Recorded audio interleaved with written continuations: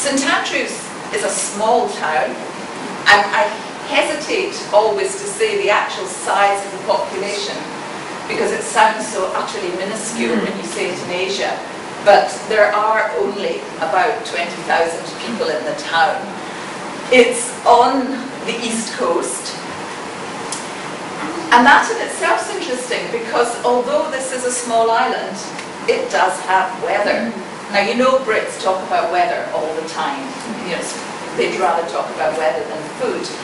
And even although from the west to the east of the UK, it's only about 40 or 50 miles. It's very narrow. But the weather on the west is distinctly different from the weather on the east.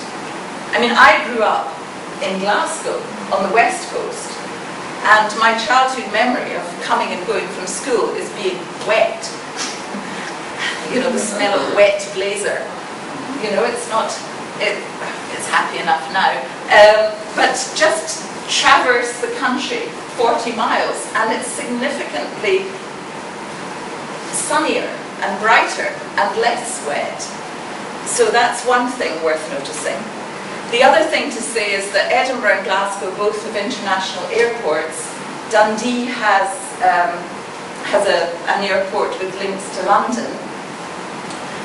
And about 5 miles from St Andrews, there's a railway station which is on the main line to London. So you can step on a train there and get off in London about 4.5 hours later if you get a fast train.